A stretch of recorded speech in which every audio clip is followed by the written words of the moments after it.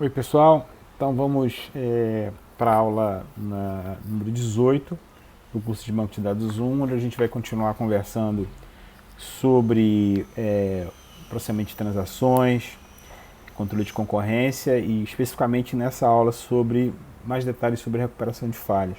A gente começou a falar um pouco sobre recuperação de falhas, salvo engano na aula 16, onde a gente começou, aula 15, né? A gente começou a falar sobre transações. E agora a gente vai entrar aqui em mais detalhes sobre o processo de recuperação de falhas em SGBDs.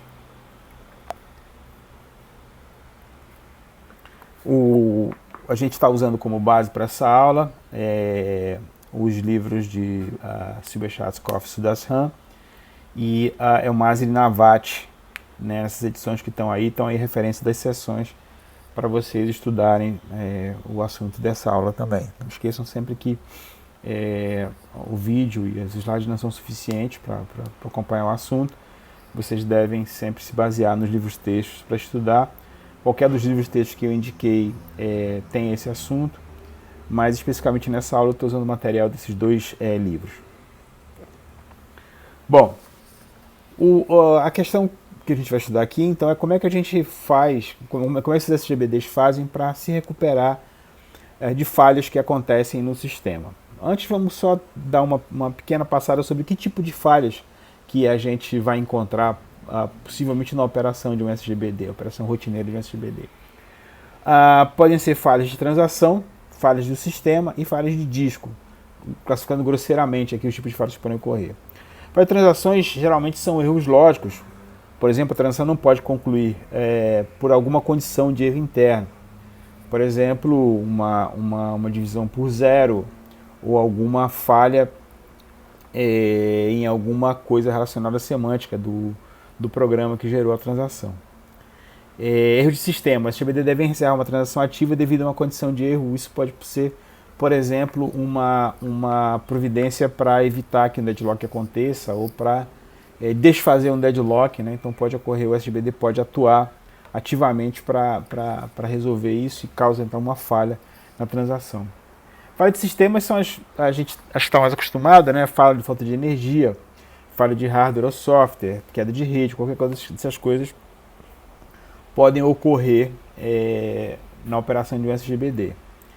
A suposição que a gente faz nesse caso é a tal da suposição fail-stop, que assume que o conteúdo armazenado em memória não volátil não foi corrompido pela falha, ou seja, o disco permanece. As SGBDs têm inúmeras verificações de integridade para evitar a corrupção de dados no disco. É claro que isso pode acontecer, mas isso seria já um outro tipo de falha, né, que seria uma falha de disco. Falha no hardware, o disco destrói parte do conteúdo. Nesse caso, assume-se que a destruição é detectável, pois as unidades de disco usam checksums para detectar as falhas, né? Então, é um outro tipo de falha que está ocorrendo aqui nesse caso.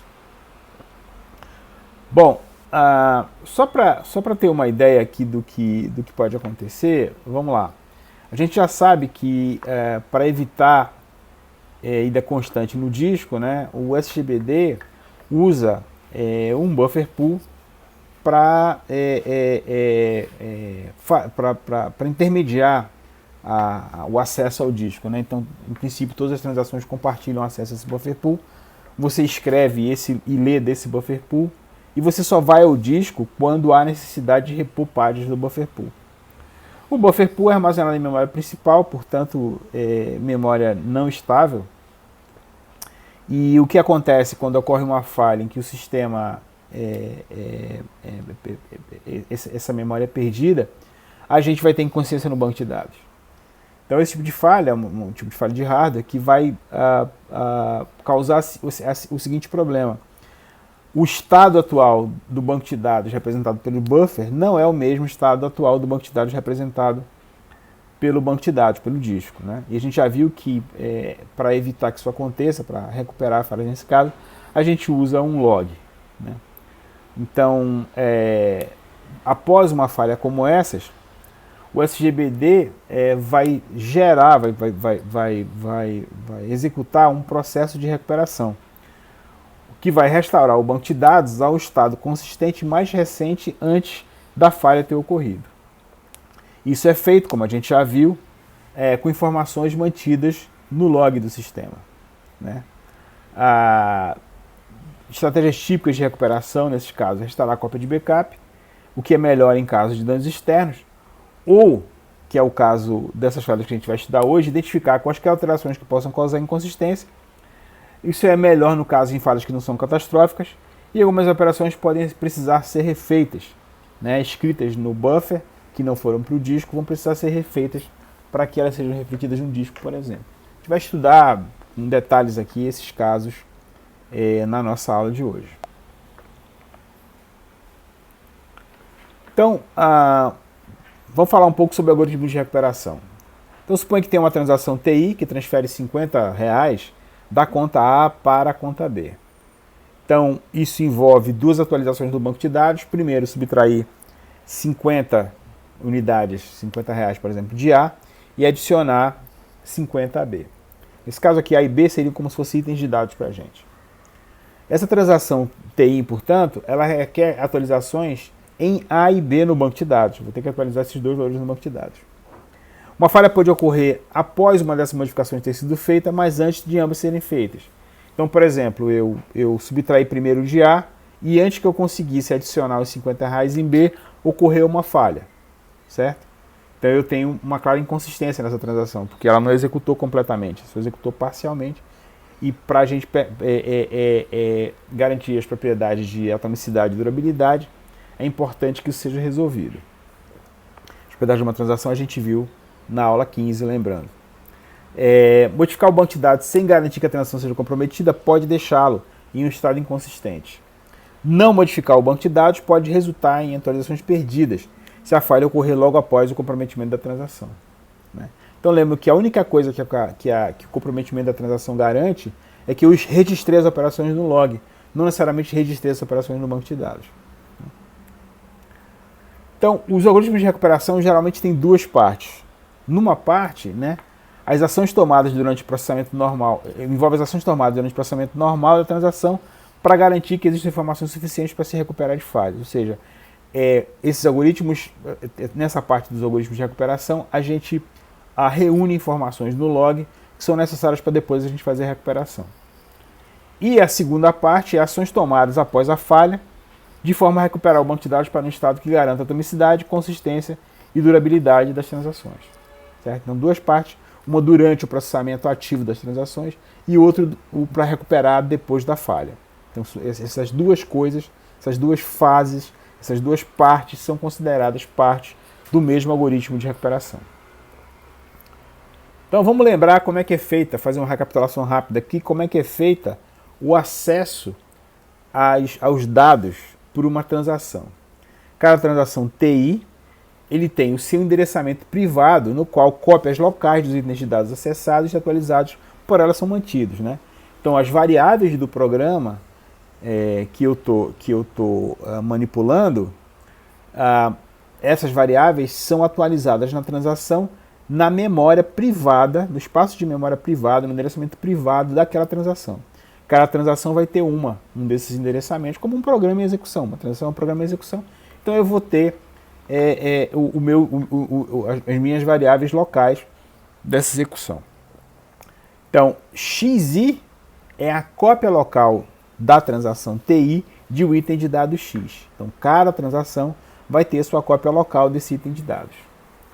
A transferência de item de dados entre o buffer pool e o endereço privado é feito usando as operações readX, que atribui o valor do item de dados X à variável local XI, e o writeX, que atribui o valor de XI ao item de dados X no buffer.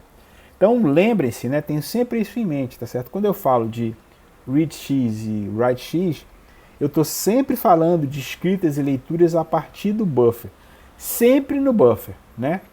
Se a página de memória, se o bloco de disco que contém o item de dados X não estiver no buffer, ele primeiro é copiado do disco para o buffer e depois o acesso é feito, né? A gente já falou isso desde a primeira aula do curso de banco de dados 1. Não existe acesso direto ao disco. Sempre a memória, né? E nesse caso aqui, via buffers, certo? Importante, a escrita de X no disco não precisa seguir imediatamente a write X. A escrita de X no disco será feita quando a página do buffer pool correspondente a X tiver que sair da memória para dar lugar a uma outra, certo? Isso vai acontecer no flush, né? A operação chamada de flush da página, onde eu pego aquela página e ela vai para o disco. Nessa hora a escrita é feita. Essa escrita ela não depende do momento em que a transação escreveu em X, mas sim do momento em que o gerente de buffer disse que aquela página deveria sair da memória principal e ir para o disco, né? Atualizar o bloco correspondente no disco. Ou seja, o sistema decide quando essa atualização será feita. As transações vão realizar read X antes de acessar X pela primeira vez, e write X pode ser executada a qualquer momento antes que a transação seja comprometida, né? A última operação de uma transação é sempre a operação commit, ou de comprometimento, onde todas as operações, onde o etcbd garante à transação que tudo que ela fez, todas as coisas que ela fez estão seguras, né? De alguma maneira seguras. Então, lembrando aqui como é que é feito o acesso, a transação T1 faz o acesso a X, né? Para ler esse item de dados, mesma coisa para Y, né? Eventualmente, esse buffer deve ser, eu vou ter que ler algum bloco de disco para carregar esse item no buffer, mesma coisa na escrita, eventualmente essa escrita vai ter que ser feita. A coisa mais importante aqui é que a cópia de X em T2 é diferente da cópia de X em T1, tá certo? Veja que eu tenho aqui os 3 níveis que a gente vem falando também desde o começo do curso, né, representados. Eu tenho aqui o disco, o buffer e as variáveis de memória, né, as variáveis de cada transação. Então, no mesmo momento, eu posso ter várias cópias do item X espalhados por vários pontos do sistema de computação, né, até porque T1 e T2 não precisam necessariamente estar rodando na mesma máquina, né, eles podem estar rodando em máquinas diferentes através da rede. Então o item X tem várias cópias em determinado momento, e essas cópias nem sempre são consistentes entre si. Bom, qual que é a relação entre recuperação de falhas e atomicidade? Para garantir a atomicidade, apesar das falhas, primeiro são geradas informações descrevendo as modificações feitas sem modificar o banco de dados. Essas informações a gente já sabe, são geradas e armazenadas no log. Mecanismos de recuperação baseados em log, que são estudados nesse curso, e os baseados em shadow pages, que a gente não vai estudar aqui nesse curso. Os livros têm sessões sobre isso, mas a gente não vai estudar aqui nesse curso porque é o recurso menos usado. A maioria dos SGBDs usa mesmo, são logs ou históricos. Então vamos falar sobre recuperação baseada em log. Um log é uma sequência de registros históricos que mantém informações sobre a atualização do banco de dados. O log ele é sempre mantido em armazenamento estável, ou seja, sempre mantido em disco, em memória secundária. Quando a transação TI começa, a primeira coisa que ela faz é registrar ela própria, escrevendo um registro TI start, né, no log. Só para deixar claro, né, pessoal? É claro que antes de escrever no disco, essa escrita é feita num buffer que é específico para o log, e esse buffer eventualmente vai para a memória, né? Só que, lembrando que esse buffer é comum a todas as transações, portanto, é muito rápido que esse buffer se completa e vai ser escrito no disco. Além do mais, ele é sequencial, né? Eu só tenho escritas do buffer de log no disco, eu não tenho leitura, eu só tenho leitura na hora da recuperação. Durante o processamento normal, eu vou escrevendo no buffer do log, e esse buffer vai sendo atualizado no disco, que aliás é um acesso sequencial, né? Porque já que o log é sequencial, eu não preciso ter acesso aleatório ao log, porque eu só vou ler o log sequencialmente depois se eu precisar. Então vamos voltar aqui. Quando a transação TI começa, ela se registra escrevendo no registro TI-start, que diga que nesse momento uma transação começou. Antes de executar um write X, um registro de log é gerado. Esse registro de log tem a transação, né? Identificação da transação, identificação do item de dados que está sendo escrito e o valor antigo V1 e o valor novo, respectivamente, né? O valor que existia antes da escrita e o valor que vai existir depois da escrita, respectivamente aqui o V1 e o V2. Quando a transação TI termina, o seu último comando é um registro de log, né? Esse aqui, é o TI commit, né? Então sempre começa com TI start e termina com TI commit. Tem basicamente duas abordagens de fazer isso: modificações imediatas no banco de dados e modificação diferida no banco de dados. A gente vai olhar rapidamente essas duas maneiras aqui de fazer essa atualização. Bom, antes disso, vamos lembrar de novo o que é o commit de uma transação. A gente diz que uma transação foi comprometida somente quando o seu registro de log de commit foi escrito no armazenamento estável. Todos os registros de log anteriores dessa transação já devem ter sido produzidos, já que o log é escrito sequencialmente. As escritas podem ser realizadas por uma transação, ainda podem estar no buffer, quando a transação for comprometida, e pode ser escrita em disco somente mais tarde, né? Então, de novo, lembrando, as atualizações são feitas no buffer, tá certo? Em disco, transações que vão para o banco de dados, mas a escrita dos registros de log, ela é feita no buffer de log e no disco. A transação só é comprometida quando o SGBD garante que aquele registro de log de commit foi escrito não no buffer de log, mas na memória secundária, né? Isso porque, se eu precisar recuperar, eu sei que essa informação está no log e eu consigo recuperar, mesmo que eu perca a informação que está em memória nas atualizações das páginas do banco de dados, tá certo? Então lembre-se, eu sempre tenho duas coisas acontecendo nas transações: as escritas no banco de dados e as escritas no log, tá certo? As escritas no log são prioritárias, né? Eu só consigo commitar se o meu commit foi escrito no log, mas as escritas no banco de dados, elas podem ser diferidas à vontade, deixando isso a cargo do gerente de buffer, tá certo? Porque eu não quero ficar indo no disco com frequência. Bom, eu vou no disco com frequência para escrever no log, mas lembrem, o log é um arquivo sequencial, portanto as escritas nesse log são muito mais rápidas do que a escrita no banco de dados, onde o acesso é aleatório, eu acesso vários itens diferentes, as transações acessam vários itens diferentes. No log, todas as transações escrevem, e essas operações são sequenciais, então eu tenho uma escrita sequencial no log. Então é muito mais rápida a escrita no log do que a escrita no disco. É claro que eu tenho um custo associado à escrita no log, mas esse custo é bem mais baixo, tá certo? Justamente porque ele é sequencial. Inclusive eu posso usar discos diferentes para armazenar o banco de dados e o log. Isso me dá uma vantagem extra, que é o paralelismo de escrita, né? Ou seja, eu não dependo da escrita no log para continuar escrevendo no banco de dados. Enquanto que se eu estiver no mesmo disco, eu não tenho esse paralelismo, né? Além do que, eu evito muita movimentação das cabeças fazendo isso. Bom, vamos ver aqui um exemplo de modificação imediata no disco. Transação T0 começou aqui, né? Esse aqui é o log da transação. Transação T0 começou. T0A 100.950 indica que, a 1950, indica que a transação T0 acessou o item de dados A, o valor que havia lá era 1000 e agora o valor que há é 950. Isso após a execução esse registro de log indica que essa operação de escrita aconteceu. Depois a mesma transação 0 acessou o item de dados B, havia o valor 2000 e agora há o valor 950. Claramente foi transferido 50 daqui para cá, certo? Nesse momento, então, a escrita é feita no buffer, né? Então, se eu olhar para o buffer, eu tenho A950, B250, né? Após essas operações.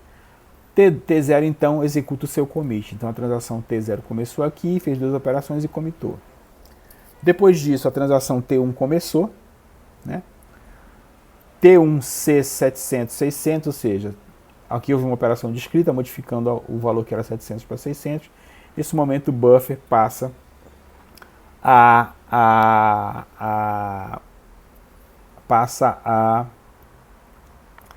ter o valor 600, né? Nesse momento aqui, o gerente de buffer resolveu escrever no disco as páginas de buffer que contêm os itens B e C, né? Os itens B e C. Vejam que B e C foram escritos no disco antes mesmo de T1 comitar, né? A escrita em B, ela já está estável porque T0 comitou. Mas a escrita de C, né, ela vai ser feita até mesmo antes de comitar, certo? Então percebemos que se por acaso a transação T0 não comitar, ela abortar, essa escrita aqui ela foi feita errada. E eu vou ter que desfazer, certo? Mas eu não tenho controle sobre isso, porque quem controla isso é o SGBD, ou seja, a transação não tem controle sobre isso.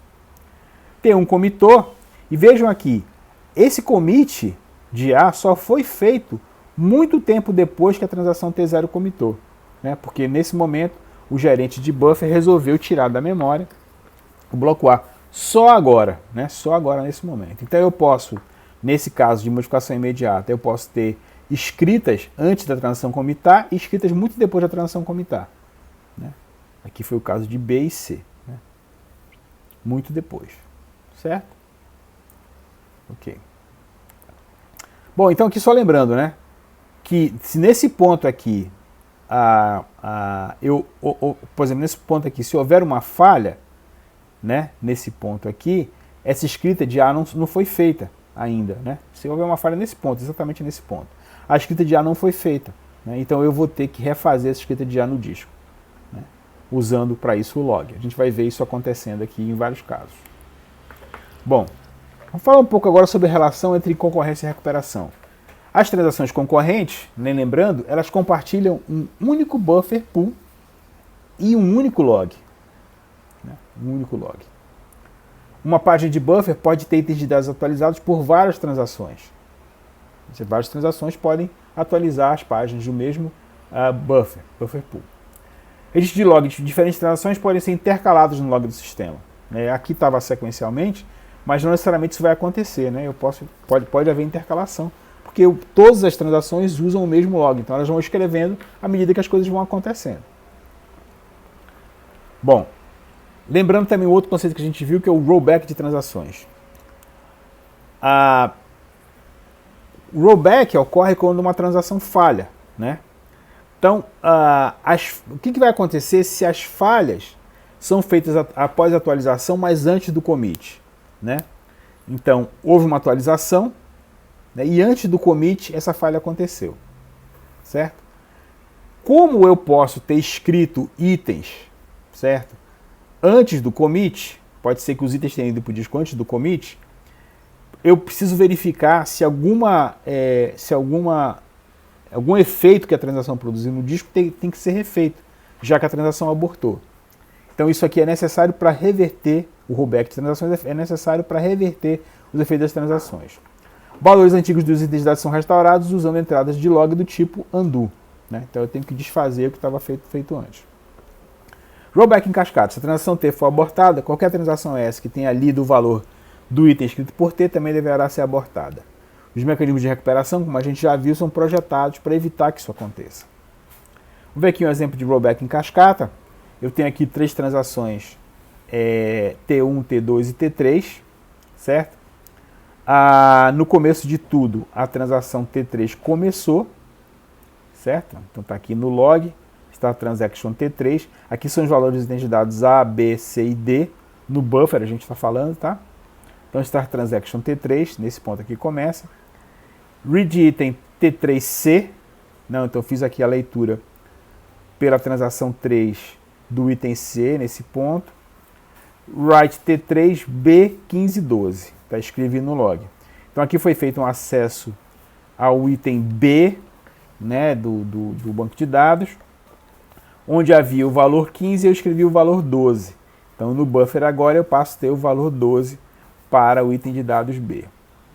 Nesse ponto, a transação 2 começou. Vejam que a transação T3 ela não terminou ainda. Eu não encontrei, não tem um commit aqui da transação T3, tá certo? Então, como eu falei para vocês, eu posso ter registros intercalados de várias transações no log. Então está a transaction T2, read T2B, certo?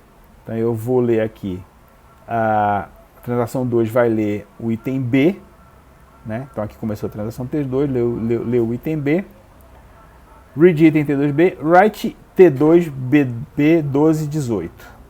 né? Então eu vou escrever aqui no item B, havia o valor 12, agora eu tenho o valor 18, certo? Então vejam, T3 mudou de 15 para 12 e B leu de 12 para 18, escreveu de 12 para 18. Veja que ele fez a leitura aqui antes, né? Então aqui começou a transação T1, uma terceira transação, leu o item de dados A, leu o item de dados D, começou aqui, ó, nesse ponto, né? Primeiro começou T3, depois T2, agora começou T1. Leu o item de dados A, leu o item de dados D, leu o item de dados, escreveu o item de dados D. Write item T1, D, 20, 25. Havia o valor 20, agora virou 25. Leu o item de dados D. Transação, então aqui voltou a transação T2, né? Voltou a transação T2 nesse ponto aqui.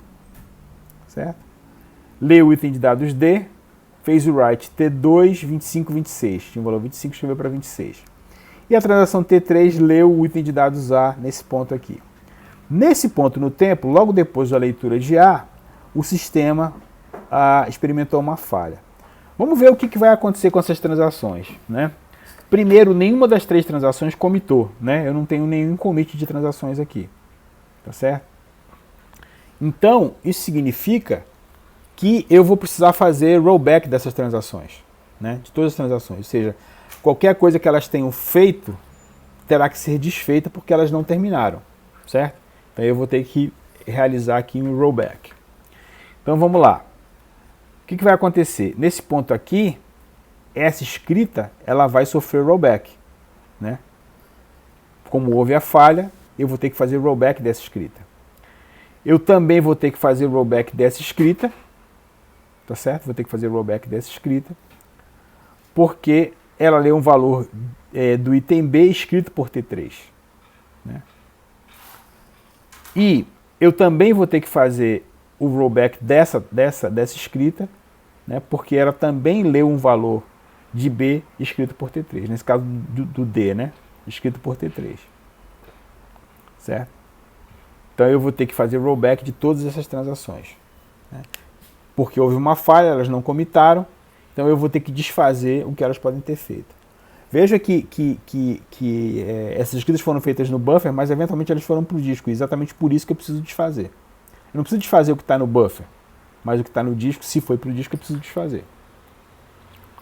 Bom, escalamentos recuperáveis. A gente assumia, no nosso, aqui na nossa aula de hoje, a gente está assumindo que os escalamentos que a gente está gerando são recuperáveis. Ou seja, se uma transação T modificou um item, nenhuma outra transação pode modificar o mesmo item até que T tenha comprometido ou abortado.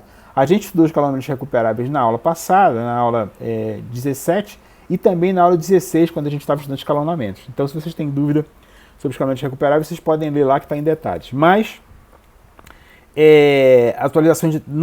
o resumo aqui é que atualizações de transações não comprometidas não devem ser visidas por outras transações. Isso pode ser feito garantindo o 2PL estrito, né? Porque, nesse caso aqui, por exemplo, eu tenho um escalonamento não recuperável. A transação 1 leu X, escreveu X, transação 2 leu o item X, né? Leu o item X, que a transação tem um T escrito. Transação 1 leu Y, transação 2 escreveu X e comitou, certo? Se a transação 1 abortar, eu não consigo recuperar o valor de T2, o valor da transação 2, de X na transação 2, porque eu comitei 2. Comitei a transação 2. Ela está comprometida. Então, eu só posso comitar a segunda transação depois da terceira comitar. Então, esse escalonamento ele não é recuperável e esse é recuperável. E a maneira de obter escalonamentos recuperáveis é usar o 2PL estrito, né, o protocolo de blockchain em duas fases, o two-phase lock estrito, para garantir a recuperabilidade dos escalonamentos. Certo? Então a gente está assumindo aqui que os nossos escalamentos são escaláveis, são recuperáveis. O que são as operações undo e redo? A operação undo, ela restaura o valor de todos os itens de dados atualizados por TI, uma transação TI, aos seus registros, aos seus valores antigos, retrocedendo até o último registro de log de TI. Cada vez que um item de dados X é restaurado para o valor antigo, um registro log TI XV é gerado, mostrando então que houve um undo, tá certo? Quando o undo termina, o registro de log TI abort é gerado, mostrando que a transação abortou. Redo TI seta os valores de todos os itens de dados atualizados por TI aos novos valores, avançando até o primeiro registro de log de TI. Não são feitos registros de log nesse caso, né? O redo não é feito registro de log nesse caso, só para os undos. As operações de undo e redo, elas são implementadas de tal maneira que elas são idempotentes, ou seja, se eu executo várias vezes a mesma operação de undo, é a mesma coisa que eu executar uma vez só. Isso é importante para evitar que eu modifique várias vezes o mesmo valor de um determinado item de dados. Mesma coisa por causa do redo. E na realidade todo o processo de recuperação deve ser indepotente. Se por acaso eu tiver que ocorrer uma falha durante o processo de recuperação, eu devo poder rever o processo de recuperação sem afetar o que estava acontecendo antes. Tá certo? Eu devo poder reexecutar várias vezes o mesmo processo de recuperação sem que isso cause inconsistência no banco de dados.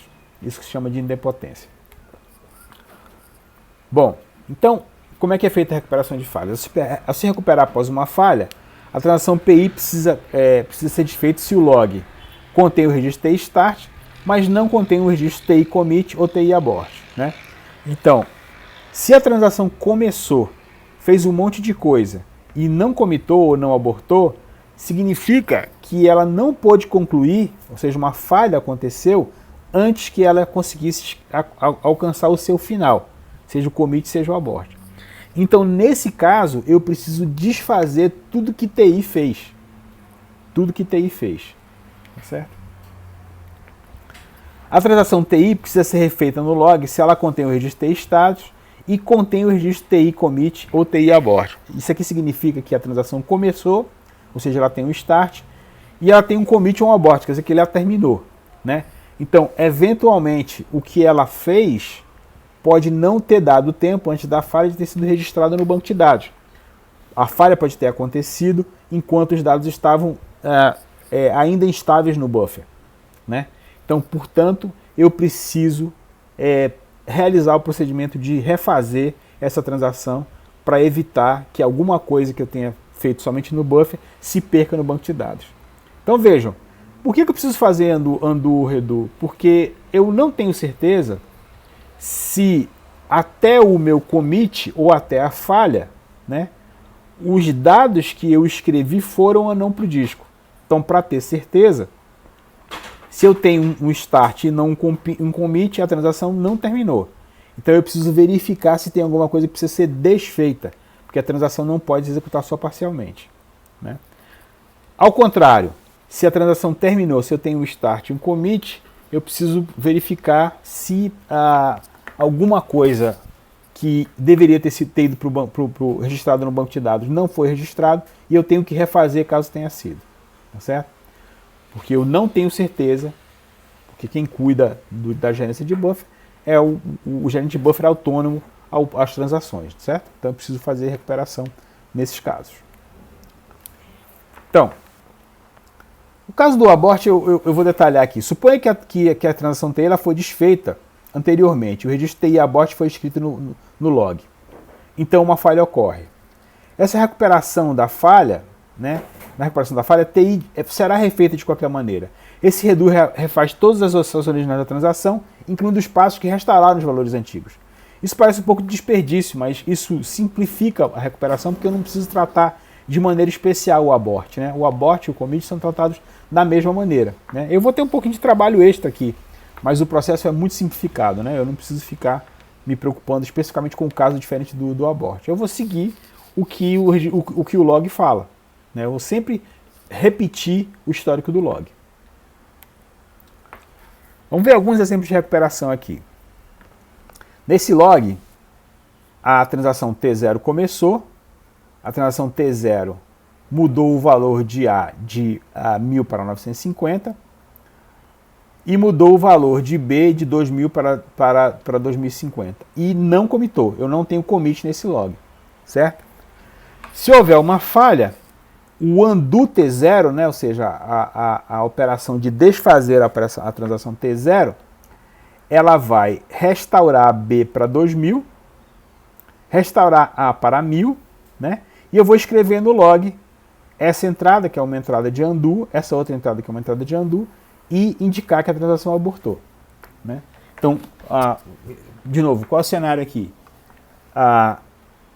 T0 escreveu esse registro no log, escreveu esse registro no log, escreveu esse registro no log, mas não escreveu o seu commit porque ela não chegou a terminar. Ocorreu uma falha antes de terminar. Então eu preciso desfazer essa transação.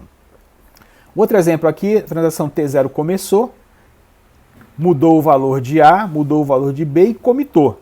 Né? Ou seja, o SGBD se comprometeu, permitiu que a transação escrevesse o registro de commit no log, significa que o SGBD se comprometeu com a transação.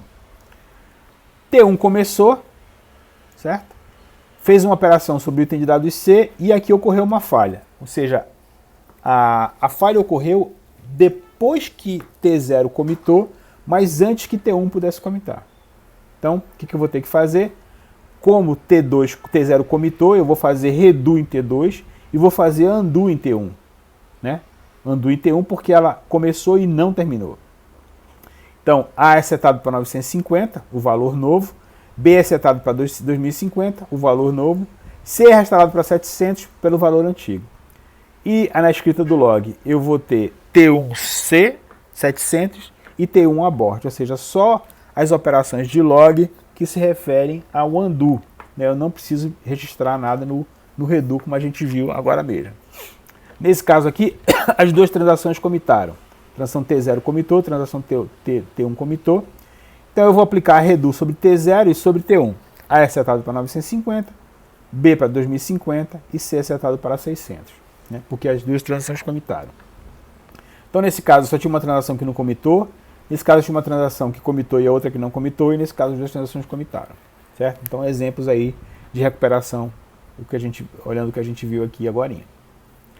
Bom, então a gente viu até agora que quando uma falha ocorre, né, eu vou varrer o log inteiro, certo? Para fazer undo nas transações que terminaram, que não terminaram, e redo nas que terminaram. Né? A gente acabou de ver isso aqui. Ok. Acontece que, eventualmente, o número de transações que a gente executou, ele é muito grande. Né? Muitas transações. Isso significa que após uma falha, o processo de recuperação ele vai ter que varrer uma quantidade muito grande de registros no log, certo? Eu vou ter que varrer todas as transações que estão no log para poder recuperar o banco de dados. Bom, quando isso ocorre, o processo de recuperação é muito grande, porque eu teria que varrer o log até o começo.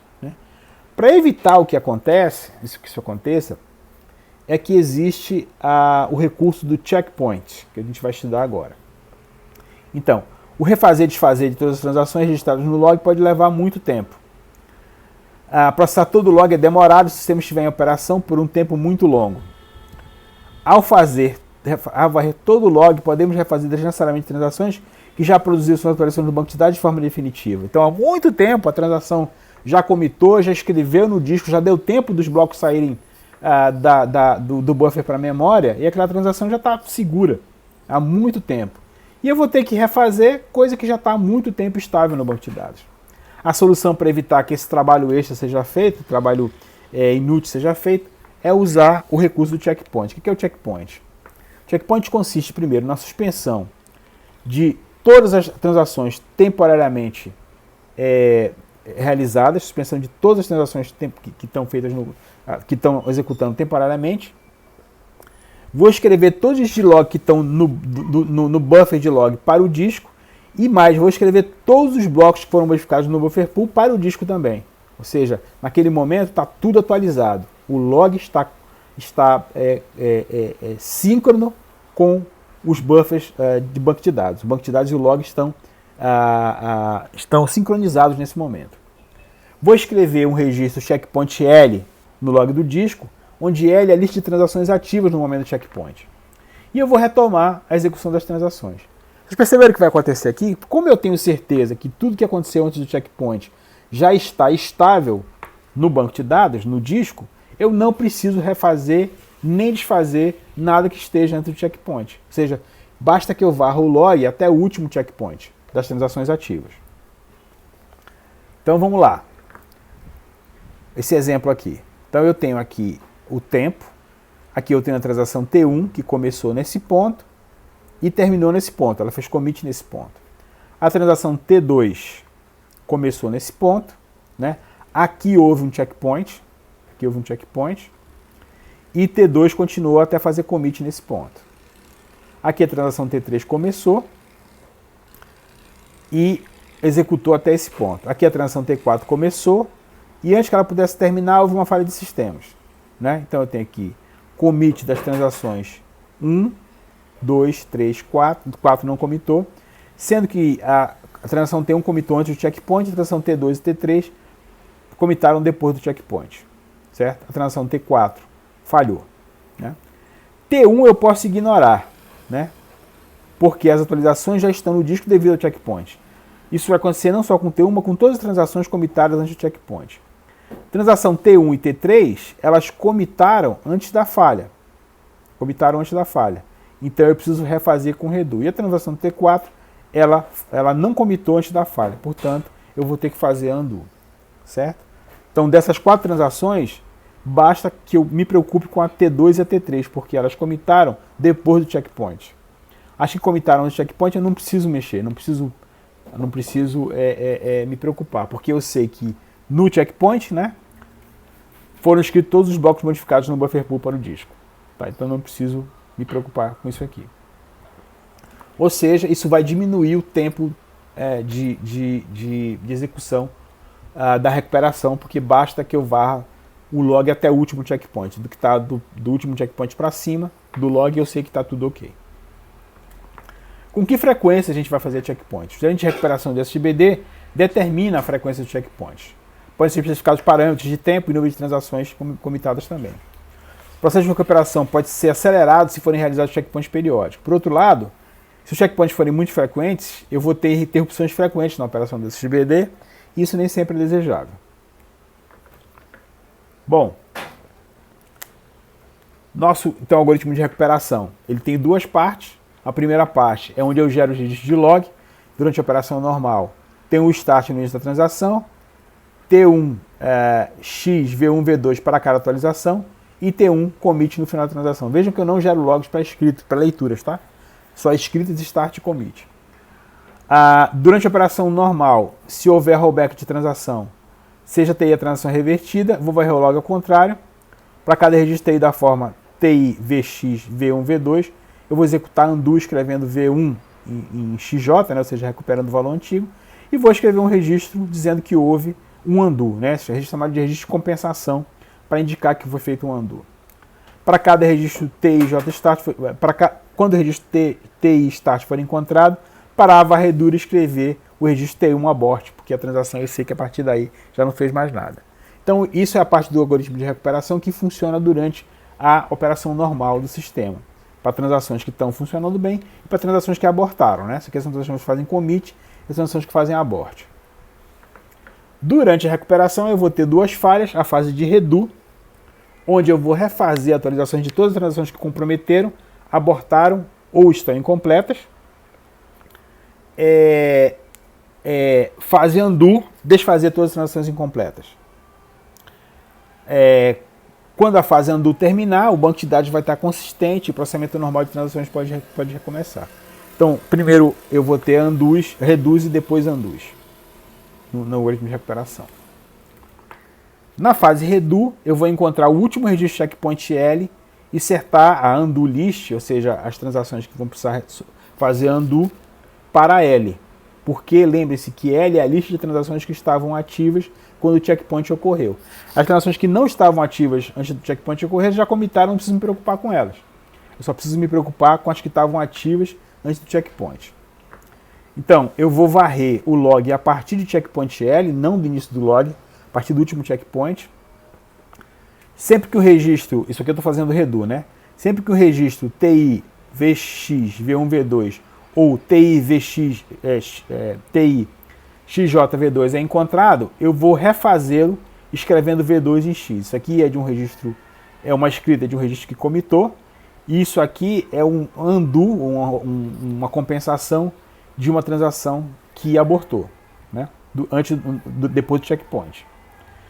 Quando o registro TU start foi encontrado, eu vou adicionar TI na undo list, né? Quando eu estou varrendo o log, que eu encontro uma outra transação que que iniciou essa transação vai ter que sofrer undo depois, né? Então eu já guardo ela na undo list. Quando eu registro TI commit ou abort é encontrado, eu vou remover TI da undo list, porque eu sei que ela terminou e eu não preciso fazer undo nela. Só vou fazer undo nas transações que não terminaram. Na fase undo, vou varrer o log de trás para frente, né? Do final para o início, a partir do fim. Quando eu registro TI XJV1 é encontrado, onde TI pertence a uma transação que pertence a undo list, eu vou executar as mesmas ações de rollback, ou seja, vou executar um undo escrevendo V1 em XJ e vou escrever o registro de compensação da transação TI no XJ, recuperando o valor de VI. Quando o registro TI start é encontrado e TI1 pertence a undo list, eu já terminei de trabalhar nessa transação, cheguei até o início dela. Vou escrever um registro de log TI abort, indicando que ela abortou, e vou remover TI da undo list. Eu vou parar quando a undo list estiver vazia, ou seja, quando TI start foi encontrado para cada transação na undo list. Você vê que eu não tenho mais nenhuma transação para fazer undo, certo?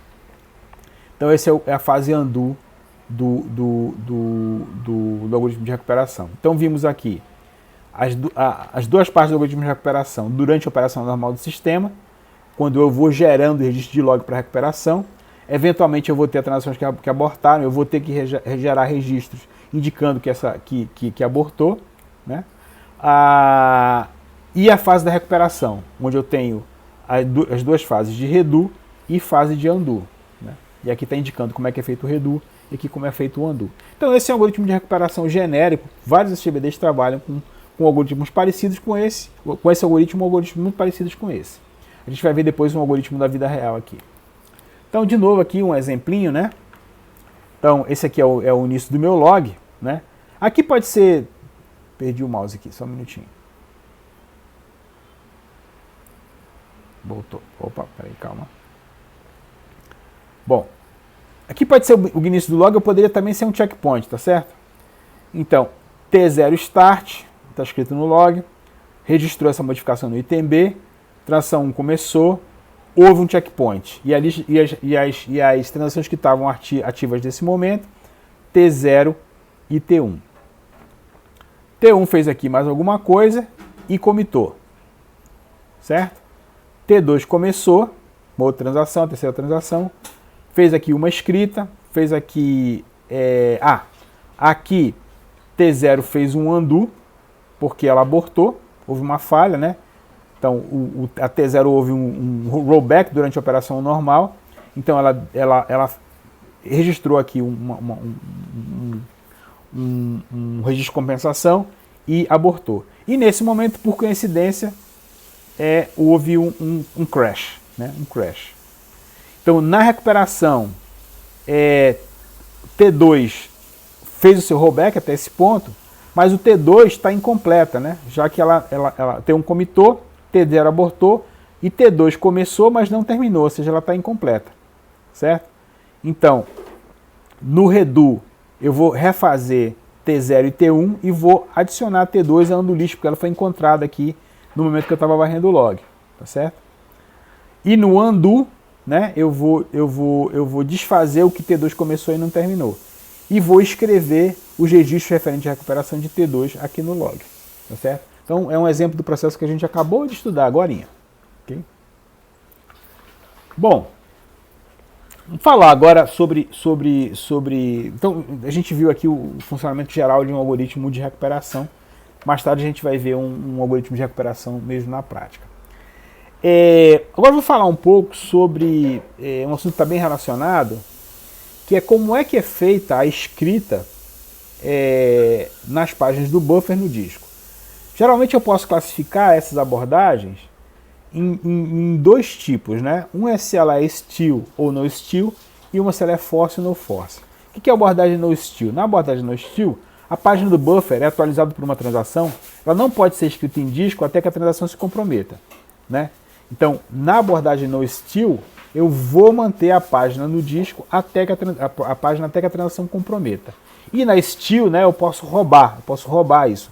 Um protocolo que permite escrever no buffer atualizado antes que a transação se comprometa. No steal, eu só posso escrever no disco transações páginas de buffer de transações que comprometeram, e na abordagem Steal eu posso escrever uma página de buffer antes que a transação se comprometa. Tá certo? Force no force, a página atualizada por uma transação são imediatamente escritas no disco antes que ela se comprometa. Né? Na escrita é forçada então no disco. E no no force é o contrário. A gente já viu, pelo que a gente viu até agora, né, que as abordagens tipicamente, os SGBDs tipicamente usam Steal no force, ou seja, o gerente de buffer pode roubar, pode atualizar a qualquer momento. Né, a qualquer momento. Não precisa ser quando a transação comitou e não precisa ser imediatamente depois da escrita ser feita. Né? Steal no force. Isso vai evitar a necessidade de um buffer pool muito grande. Né? Porque à medida por exemplo, se eu usasse Steal, eu ia ter que manter muitos itens de dados no buffer, porque as transações iam demorar a comitar. Nesse caso aqui não. Assim que eu precisar, eu já posso escrever. Eu não preciso manter os itens de dados no disco. Isso reduz operações de entrada e saída no disco para páginas muito atualizadas. Certo? Se eu tivesse force ou se eu tivesse no Steal, essas escritas iam ser feitas com muito mais frequência. Então a abordagem que usa Steal e no force geralmente é a que é utilizada. A gente já viu isso aqui nas aulas. Agora eu só estou dando um nome para essas abordagens. Bom, por que eu estou mostrando isso aqui? Porque no caso dos logs, né, do buffer de registro de log, ele também usa buffers de memória principal, em vez de serem escritos em armazenamento estável. Os discos são escritos em armazenamento estável quando um bloco do registro de log no buffer está cheio ou a operação log force executada. E de fato, o sistema, os SGBDs, eles usam log force. Né? O log force é realizado para comprometer uma transação, forçando todos os registros de log, incluindo o commit, para um armazenamento estável. Então, eu só consigo realizar commit depois que eu forçar todos os registros de log para o disco. Então, a escrita é feita de maneira forçada no caso do log, diferente no caso do banco de dados. Vejam que vários registros de log podem, portanto, ser escritos em memória estável ao mesmo tempo. Isso vai reduzir o custo, né? Eu vou escrevendo cada vez mais no log. Se for usado um arquivo sequencial para o log, o custo é ainda mais baixo. E aquilo que eu já mencionei, né? Se eu tiver discos diferentes para o log e para o banco de dados, eu paralelizo essas escritas, né? Então é até mais eficiente nesse caso. É sempre interessante você ter um disco separado para registrar o log. Vejam que esse disco ele não precisa ser um disco super sofisticado, porque qualquer disco de custo mais baixo ainda funciona muito bem quando as escritas são sequenciais, né? A gente já viu lá no comecinho do curso, né? No começo da segunda parte do curso, por que escritas sequenciais são mais rápidas, né? Eu evito executar com muita frequência as operações de seek e latência rotacional, certo? Bom, então, como é que eu comparo o buffer do banco de dados com o buffer do log? Para os buffers do banco de dados, o SGBD adota a política no force, ou seja, os blocos não precisam ser gravados em disco quando a transação escreve ou comita. Essa política é suportada geralmente pelos algoritmos de recuperação. O algoritmo de recuperação também suporta a política Steal, onde os blocos com atualização de transações não comprometidas podem ser escritos em disco, mesmo que a transação mesmo antes da transação comprometer. Então, como eu falei para vocês, no force e Steal. Isso é assumido pelos algoritmos de recuperação geralmente. Flush a substituição é justamente o momento onde os blocos ou páginas são escritas no disco para liberar espaço para novos blocos requisitados. Geralmente eu tenho um dirt bit, né, um bitzinho associado a cada página do pool, que indica se a página foi modificada. O bloco pode ser escrito no disco antes do flush, se o dirt bit é igual a 1. Eu também posso ter um pin bit que fixa a página se ainda não pode ser escrita no disco. De alguma maneira, por alguma razão, por exemplo, tem muitas transações utilizando, eu posso manter esse pin bit, o gerente de reposição do log pode cuidar disso aí. A gente já estudou também na parte 2 do curso algumas políticas de reposição de log, né? Bom, então para que essas coisas funcionem, pessoal, a gente já deixou aqui a pista, mas agora eu vou explicitar, né? É preciso utilizar essa técnica de write ahead logging, ou seja, eu preciso escrever no disco antes de escrever, preciso escrever o log no disco antes de escrever o banco de dados. É importante que eu sempre escreva no log, né? Então, eu tenho o conceito de pré-imagem, que é o valor do item de dados antes de uma escrita, e o pós-imagem, que é o valor do item de dados depois de uma escrita. Write-ahead log é exatamente a escrita antecipada no log. Garante que a pré-imagem seja gravada. A entrada apropriada no log gravada em disco, e é necessário realizar undo, se for o caso, a gente já viu isso um pouquinho atrás. Como é que funciona o write-ahead logging? Se um bloco com atualizações não comprometidas for escrito no disco, os registros de log relativos a essas atualizações são escritos no disco antes disso. Antes disso. Nenhuma atualização deve estar em andamento em um bloco quando ele está sendo escrito no disco. Antes de escrever um item, a transação adquire o bloqueio exclusivo do bloco contendo esse item. O bloqueio pode ser liberado quando a escrita termina, porque eu não posso interromper as escritas. A gente até já viu isso. A operação de escrita ela não pode ser interrompida, ela é implementada como seção crítica no sistema operacional para que ela não seja interrompida. Então, para escrever um bloco no disco, é primeiro adquirir um lock exclusivo do bloco, garante que nenhuma atualização estará em andamento no bloco, ou seja, ela é bloqueada primeiro. Depois, eu vou fazer o flush do buffer de log, ou seja, primeiro eu vou escrever o buffer de log e em seguida eu vou escrever o bloco de banco de dados para o disco. Finalmente, eu vou liberar o lock do bloco para poder liberar o bloco para novas atualizações. Então, o protocolo write-ahead log para algoritmos de recuperação, ele pode requerer tanto o undo quanto o redo. Nesse caso, a pré-imagem do item não pode ser substituída por sua pós-imagem até que todas as entradas de log do tipo undo tenham sido escrita forçada no disco. A operação de commit de uma transação não pode ser concluída até que todos os registros de log do tipo redo e undo para a transação tenham sido escritas forçadas no disco. Ou seja, eu preciso escrever no log antes de eu fazer as coisas, porque se houver alguma falha, o log recupera. Lembre-se que eu só libero o commit, o SGBD só libera o commit para a transação depois que ele consegue escrever no log. Isso tem a ver muito a ver com as maneiras como o buffer pool é implementado. A gente podia até ter visto isso antes no curso, mas agora é mais apropriado porque a gente tem mais o contexto. Então, o buffer pool pode ser implementado em uma área da memória principal reservada para o banco de dados, ou pode ser implementado na memória virtual. A implementação direto na memória principal tem desvantagens. A memória é particionada de antemão entre o buffer pool e outras aplicações. Isso limita a flexibilidade, porque o buffer pool não pode crescer dinamicamente. Isso é ruim porque os requisitos podem mudar, embora o sistema operacional saiba como melhor repartir a qualquer momento, ele não pode alterar um particionamento que foi feito previamente. Então, ou seja, o buffer pool vai ter sempre uma área limitada. Bom, se eu implementar em memória virtual, o buffer pool passa a ter toda a memória que a memória virtual tem também. Então eu não tenho mais esse limite. Isso é interessante porque eu não tenho limitações, mas gera um problema. Porque quando o SO precisa retirar uma página que foi modificada, a página é escrita no espaço de swap do disco. Mesmo que essa página seja de buffer. Na verdade, o sistema operacional não sabe se aquilo é buffer ou se é outra coisa. Então isso vai gerar um fenômeno chamado paginação dupla, que é quando o SGBD decide escrever uma página de buffer no disco, mas ela já está no swap. Então o SGBD acha que essa página está em memória, mas ela está no swap, por causa da memória virtual. Então isso vai ter uma escrita extra. Eu vou ler do disco e escrever no disco duas vezes, chamada paginação dupla. Idealmente, quando o SO precisa remover uma página do buffer, ele deve passar o controle para o SGBD, que por sua vez deve escrever no BD e não no swap, se ela foi modificada, e liberar seu espaço no buffer pool para que o SO possa usá-lo. Dificilmente a gente vai ver isso implementado nos sistemas operacionais. Então a maioria dos SGBDs pode sofrer desse problema de paginação dupla, o que é eventualmente ruim. Por isso que, para evitar que isso aconteça, o ideal mesmo é que a máquina que eu estou rodando, o meu SGBD, tenha muita memória, para que eu evite de estar fazendo swap. Deixa só o SGBD trabalhar na reposição de páginas do buffer pool, que já é trabalho suficiente. Tá certo?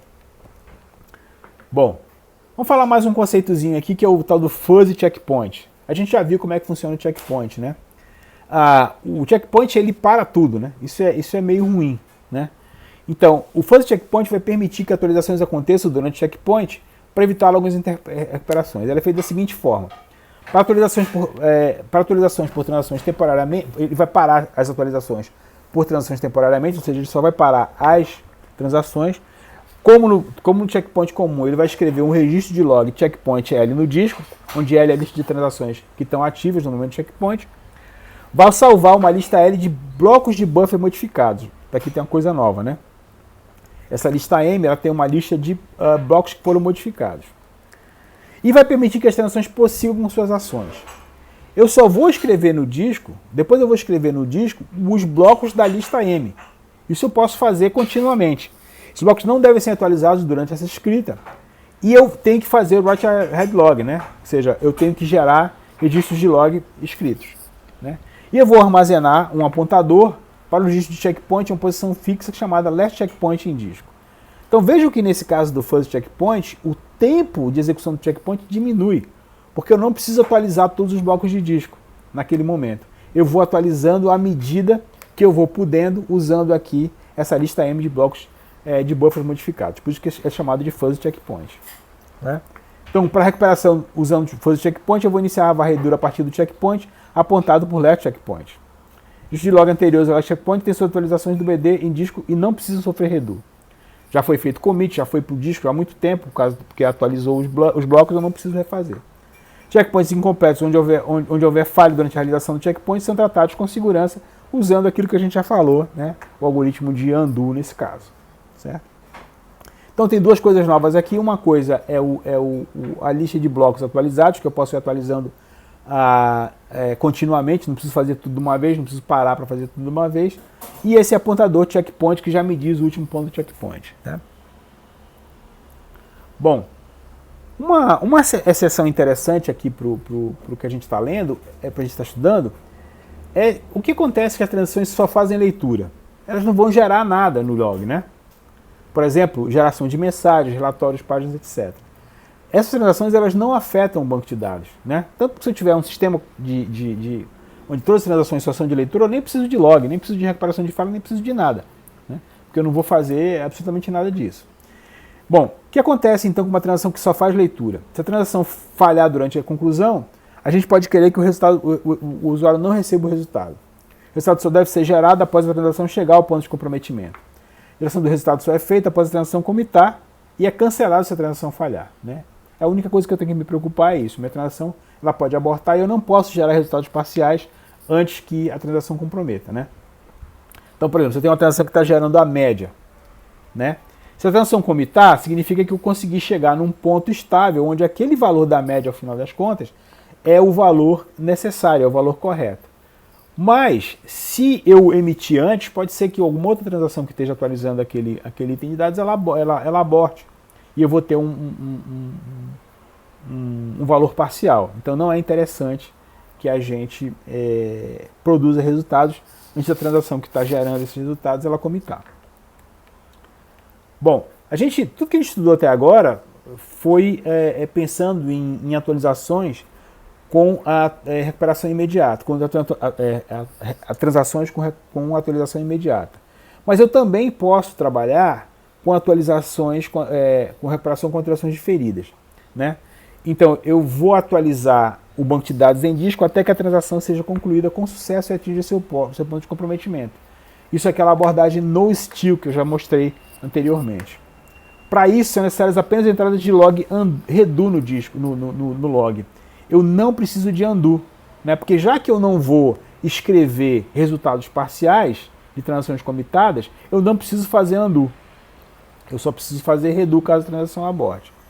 Isso só pode ser usado para transações curtas e transações que alteram poucos itens. Transações longas, elas vão ter problema de buffer, porque eu vou ter que manter esses commits todos, essas transações todas no buffer, né? Até que eu não posso mandar para o disco até que elas commitem, tá certo? Mas por outro lado eu não preciso fazer redo, não preciso fazer undo, desculpa, só redo.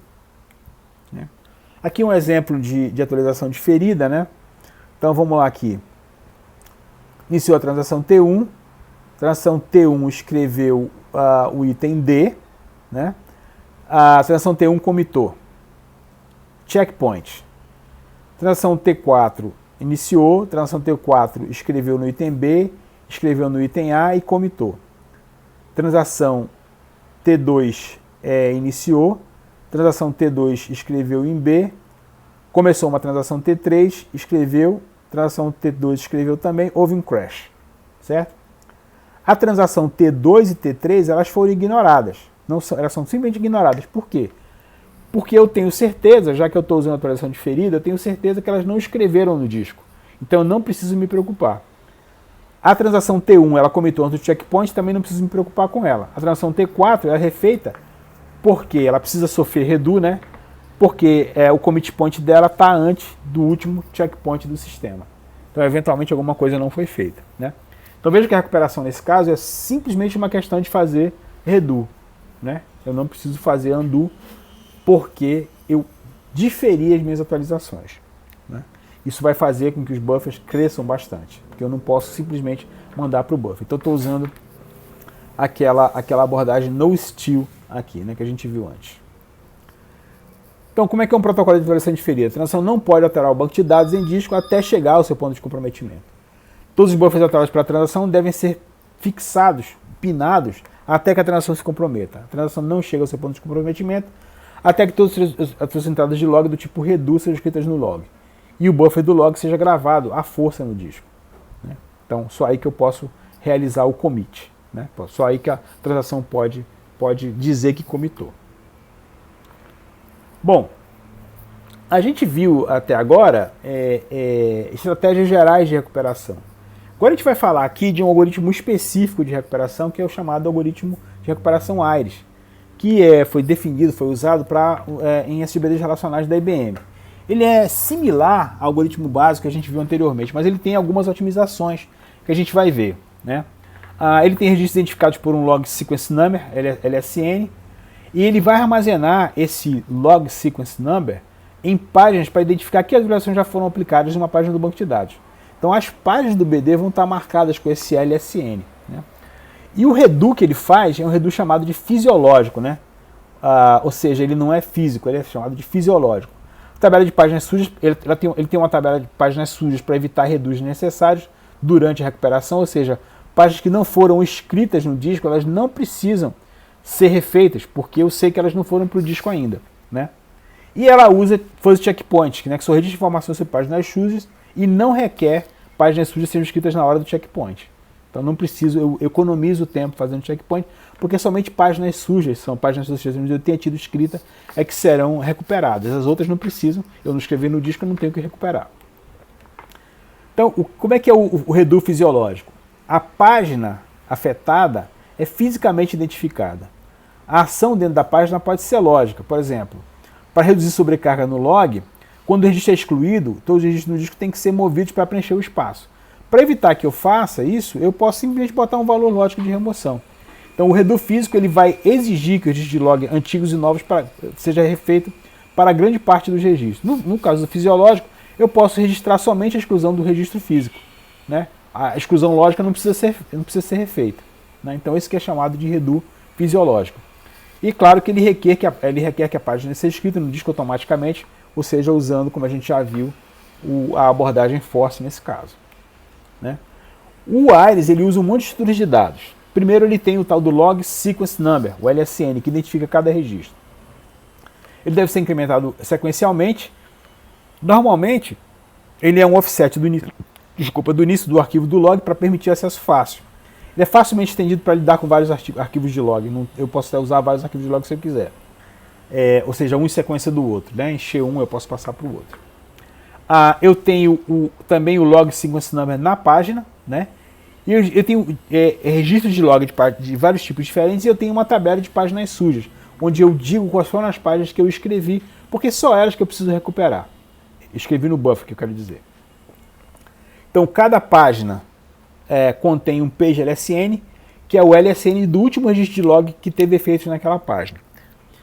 Para atualizar uma página, então, eu bloqueio a página e gravo o registro de log, atualizo a página e registro o LSN do registro de log no campo page LSN.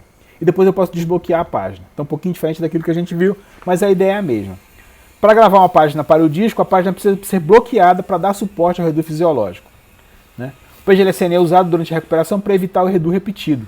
Isso vai garantir a idempotência. Então, basta eu fazer o redo da última transação, né? Não preciso fazer de todas, né? Isso diminui o tempo de execução. Então, cada registro de log contém o LSN do registro anterior da mesma transação. Então eu tenho aqui o LSN, o ID da transação e o último LSN desse registro. Isso eu posso fazer para poder pular direto de um registro para o outro sem ter que passar por todos os outros, né? Isso se eu estiver fazendo a recuperação de uma falha durante a operação. E aqui eu tenho a informação de redo e a informação de undo. Vejam que, eventualmente, o LSN do registro de log pode ser implícito, tá certo? Ou seja, ele pode ser, eu posso decrementar ele com relação ao anterior simplesmente. Então, o Compensation Log Record é um tipo especial de registro, onde eu só tenho de redo, né? De redo nesse caso, onde registro ações tomadas durante a recuperação que nunca precisam ser desfeitas. Então eu vou ter também um campo que é o undo next LSN, que é o próximo registro a ser desfeito. Os registros anteriores não precisam ser desfeitos, basta que o último seja feito. É necessário evitar redo repetindo as ações desfeitas. Isso é necessário para evitar undo repetindo ações que já foram desfeitas. Então, por exemplo, eu tenho aqui o LSN, que é o registro desse registro, o ID da transação, o undo, o LSN do próximo registro de undo dessa mesma transação. Então, isso me permite que eu faça saltos na execução do log e não preciso passar por todos os registros para poder acelerar a recuperação da falha. E eu tenho a tabela Dirty Page, né, que é onde eu tenho a lista de páginas do buffer pool que foram atualizadas. Ela contém para cada uma dessas páginas o page LSN da página, a gente já viu que é o page LSN, e o REC LSN, que é um LSN tal, que o registro de log antes desse LSN já foram aplicados à versão da página em disco. Isso é definido para o final atual do log, quando a página é inserida na tabela de páginas sujas, ou seja, um pouquinho antes de ser atualizada. E claro que eu tenho que ter, ela é gravada no checkpoint para minimizar o trabalho de redo. Não preciso refazer tudo, eu só vou até o redo, similar à ideia que a gente já viu de checkpoint. Então, olha só, tá aqui a estrutura de dados que a gente está vendo. Eu tenho aqui nas páginas, no buffer, né? Eu tenho as páginas e aqui eu tenho o page LSN, né? De cada página. Eu tenho a página, a Dirty Page, ou seja, eu tenho o ID da página, o page LSN e o REC LSN, quem escreveu, né? E aqui eu tenho o log, certo? Tenho aqui o log. Então aqui eu tenho os dados estáveis que estão em disco e eu tenho aqui o disco, eu tenho o log estável no disco, né? Então isso tudo é feito. Bom, vamos falar então agora do como é que o Ares trata o log checkpoint, né? Então eu vou ter um registro de checkpoint no log que contém várias coisas. Ele contém a tabela de Dirty Page e a lista de transações ativas. Para cada transação ativa eu tenho o último LSN, ou seja, o LSN do último registro de log escrito para a transação, e eu tenho a posição no disco, uma posição fixa no disco registra o LSN do registro de log do último checkpoint concluído. Então eu sei o ponto do último checkpoint.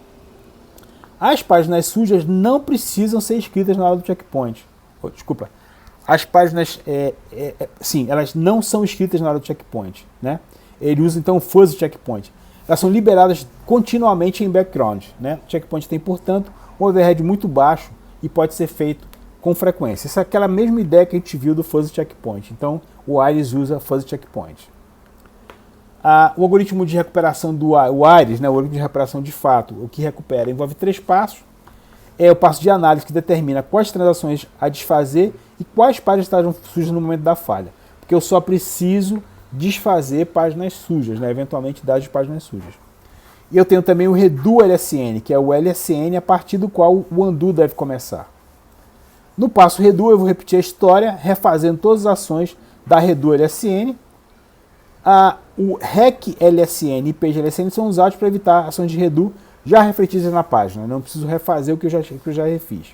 Explicou o REC LSN e o page LSN antes. No passo undo eu vou reverter todas as transações incompletas e as transações abortadas anteriormente não precisam ser desfeitas, porque as ações anteriormente de undo foram registradas e são refeitas conforme necessário. Então veja que ele tem várias otimizações com relação ao algoritmo básico, né? Todos esses estudos de dados são, na verdade, para dar apoio para isso aí. Então, olha só, ilustrando aqui. Então eu tenho as 3 fases, análise, redo e undo. A análise determina onde o undo deve começar, né? Análise, então primeiro. Então eu vou varrer do último checkpoint até o fim do log para fazer a análise. Depois eu faço o redo, né? Onde eu vou refazer, e o undo eu faço depois disso. Né? O undo retrocede até o início da primeira transação incompleta. Certo? Bom, vou mostrar aqui rapidamente, vai levar um certo tempinho, mas é interessante verificar como é que funciona. O Ares, né? Ele tem essa página que tem um simulador do Ares interativo que está online. Vocês podem brincar com ela aqui. Eu vou mexer aqui só um pouquinho para a gente ver como é que vai funcionar. Então vejam só, estão aqui todas as misturas de dados. Aqui eu tenho o meu log, tá certo? Aqui eu tenho a tabela de páginas sujas. Aqui eu tenho a tabela de transações. Aqui eu tenho o meu buffer, né? E aqui eu tenho o disco, tá certo? E aqui a gente vai simular as operações. Então, nesse primeiro ponto aqui, a transação 1 escreveu o valor 1 para o item de dados A, então eu vou executar aqui, ó. Escreveu no buffer, tá certo? Cadê? Escreveu no buffer, né? Na page ID A, o page LSN é o 0, né? Porque é o primeiro registro do log, né? Tá aqui o log 0. E o valor que ela escreveu é o one, né? A palavra one, tá certo? Veja que a página A já está suja, né? Aqui eu tenho uma transação que está em andamento, tá certo? O meu disco ele está igualzinho ainda porque eu não mexi nele, tá certo? Só estou no buffer pool. E já escrevi essa escrita no log, né? Então, o registro 0 do log, a ID da transação 1, o tipo é update na página A e não tem o prévio LSN porque esse aqui é o primeiro. Legal. Aí a transação 2 agora vai escrever o item B, o valor to no item B do banco de dados. Então vamos lá. Foi feita aqui a escrita. Tá certo? Então aqui é o registro do log que diz aí, a página B está suja, né? A página de transações inclui agora a transação 2 e o buffer pool, né? Escreveu o valor 2, isso aqui foi o registro do log que registrou essa escrita, tá certo? Agora eu faço um flush B. No flush B o que vai acontecer? Agora eu vou atualizar o meu disco, certo? Eu vou escrever o valor de B no disco. Por quê? Porque o gerente de log, o gerente de buffer decidiu fazer isso, tá? Então pronto, flush B escreveu agora o valor to no disco, né? Então vejam, nesse momento agora, o B saiu do disco, né? O item B saiu do disco e ele está, saiu do buffer pool e está no disco, beleza? Bom, o item C vai ser escrito pela transação 3, né? Então como da outra vez, né? O item C está no buffer, certo? Tudo feito aqui bonitinho. Né? Esse aqui a B saiu daqui do Dirt Page, né? Deixa eu voltar aqui rapidinho. O B também saiu do Dirt Page, né? Porque agora ela não está mais suja, certo? Ok? E eu vou fazer o flush C. Vou mandar pro disco C, certo? Pronto, tá aqui, atualizado o C no disco. Beleza, feito. Né? Esse aqui é o meu log. Agora eu vou fazer um checkpoint. No checkpoint, então, a transação, o Dirt Page Table tá, agora ele não está mais sujo, porque foi feito checkpoint, tá certo? As transações ativas continuam sendo 1, 2 e 3, porque eu não fiz commit em nenhum lugar aqui ainda. O buffer pool continua tendo A, mas eu fiz o flush, né? Eu sei que ela foi para o disco. Mas veja que ela não foi atualizada imediatamente aqui, tá certo? Percebam aqui que não foi atualizado imediatamente. Agora vamos ver o que vai acontecer. A transação 2 vai escrever o item D, o valor 4. Então continua aqui, certo? O que a gente viu antes. Commit 1, transação 1 vai commitar. Agora sim, a transação 1 vai commitar, certo? Ela continua em progress, porque ela não terminou ainda, né? Vejam, o log está aumentando, certo? E eu atualizei agora no buffer pool o valor 5. Peraí, calma. Ah, tá. Eu tinha escrito aqui, né? Não tinha visto aqui. Foi feita uma escrita aqui também, né? E ela já voltou a estar suja. Certo? Então vamos lá. Commit 1. Agora eu registro o commit, né? A transação 1, a escrita ainda não foi feita, apesar do commit, né? Ou seja, eu estou usando não force aqui.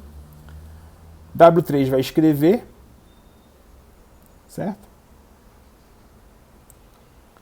Flush D, vou mandar para o disco. W2 escreveu o valor 8. W3, deixa eu dar uma aceleradinha aqui, escreveu o valor 9. Certo? Tá tudo normal. Agora houve um...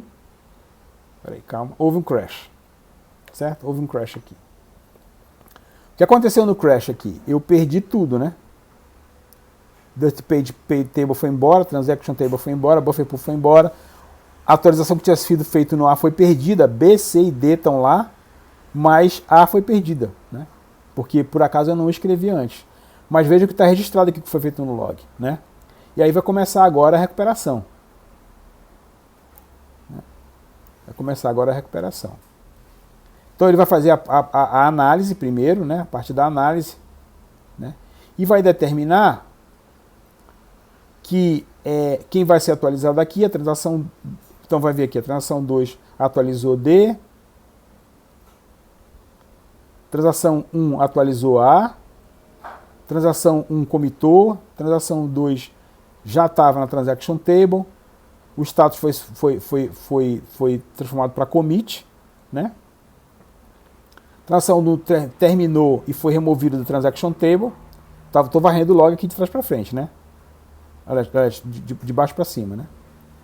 Transação 3 atualizou e assim por diante. Vamos ver a recuperação de A, né? Vou até ver aqui, ó, redo.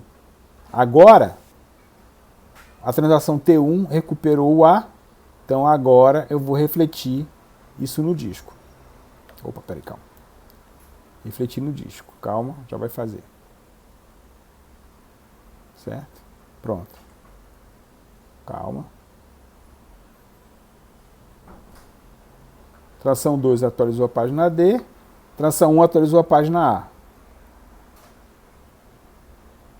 Pronto. Eu não precisei... o que acontece? Eu recuperei o buffer pool, né? Não precisei ir no disco. Só recuperei o buffer pool. Porque a página estava suja ainda, né? Então pronto. Eu não preciso fazer o undo, né? E aí eu vou fazer o redo nas outras páginas até... Agora eu vou fazer o undo, né? Que foi desfeito, vai ser refeito, vai ser desfeito. Certo?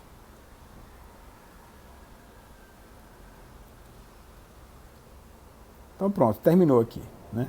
A recuperação. Depois vocês podem pegar tá aqui o site e seguir o Aires aqui executando essas operações. É um exercício interessante para a gente fazer. Beleza? Bom, então terminamos aqui essa parte do curso, né? A parte de recuperação de falhas. Isso também encerra todo o nosso curso, sobre essa terceira parte do curso sobre projeto de transações. Então a gente viu transações, a gente viu controle de concorrência, a gente viu escalonamento. Primeiro a gente viu transações, depois vimos escalonamento de transações, depois vimos, na aula passada, aula 17, vimos a parte de controle de concorrência e agora vimos recuperação de falhas e terminamos aqui com o Aires. Terminando aqui essa aula com uma curiosidade, né? O protocolo Aires foi inventado por esse pesquisador da IBM, o C. Mohan, que é essa pessoa aqui, que é um cara muito acessível, um cara que a gente encontra muito em conferências de banco de dados aqui. Então aqui está eu e alguns outros pesquisadores brasileiros, o professor Alberto Lênin da UFMG, a professora Milena Amolo também da UFMG, na conferência Sigmod de 2011, onde estava aqui o Mohan, que foi o criador do Aires. E aqui está um rolê totalmente aleatório, que é o Mohan com o Martinho da Vila, o sambista, né? A gente estava numa conferência no Rio de Janeiro em 2018, estávamos jantando e apareceu lá o Martinho da Vila, então a gente bateu essa foto do criador do Aires com o criador do Devagar Devagarinho, com o Martinho da Vila, uma foto que eu acho bastante interessante. Bom, com essa nota aí, talvez engraçada, eu encerro aqui a nossa aula. Muito obrigado, até a próxima.